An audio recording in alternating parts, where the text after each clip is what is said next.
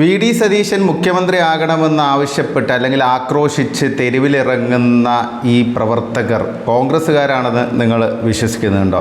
സാക്ഷാൽ ഉമ്മൻചാണ്ടിയുടെ ചിത്രമുള്ള ഫ്ലെക്സ് വരെ കീറിയെറിയാൻ സാധാരണഗതിയിൽ ഒരു കോൺഗ്രസ്സുകാരന് സാധിക്കില്ല. അതിപ്പോൾ ഏത് ഗ്രൂപ്പിൽപ്പെട്ട ആളാണെങ്കിലും ജാതി മതത്തിന് അതീതമായിട്ട് ഉമ്മൻചാണ്ടി അങ്ങനെയാണ് കോൺഗ്രസ്സുകാർ കാണുന്നത്. കോൺഗ്രസ്സിന് പുറത്തും അദ്ദേഹത്തിന് ആ രീതിയിലുള്ളൊരു സ്വീകാര്യതയുണ്ട്.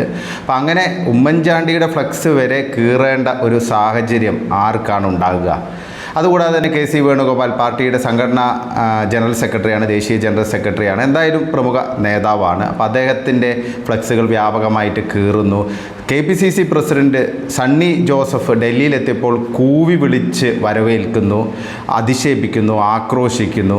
അതായത് തങ്ങൾ ഉദ്ദേശിക്കുന്ന രീതിയിലല്ലാത്ത കാര്യങ്ങൾ നടപ്പാക്കേണ്ടതില്ല, തങ്ങൾ ഉദ്ദേശിക്കുന്ന ആൾ തന്നെ മുഖ്യമന്ത്രിയാകണം, അല്ലെങ്കിൽ ഞങ്ങളത് അനുവദിക്കില്ല. തികഞ്ഞ ജനാധിപത്യ വിരുദ്ധത ആണ് നമുക്ക് കഴിഞ്ഞ 2-3 ദിവസമായിട്ട് ഇപ്പം കേരളത്തിൻ്റെ തെരുവോരങ്ങളിൽ കാണാൻ സാധിക്കുന്നത്. അപ്പോൾ ഇതിന് പിന്നിൽ ആരാണെന്നുള്ളത് ഒരു വലിയ ചോദ്യമാണ്.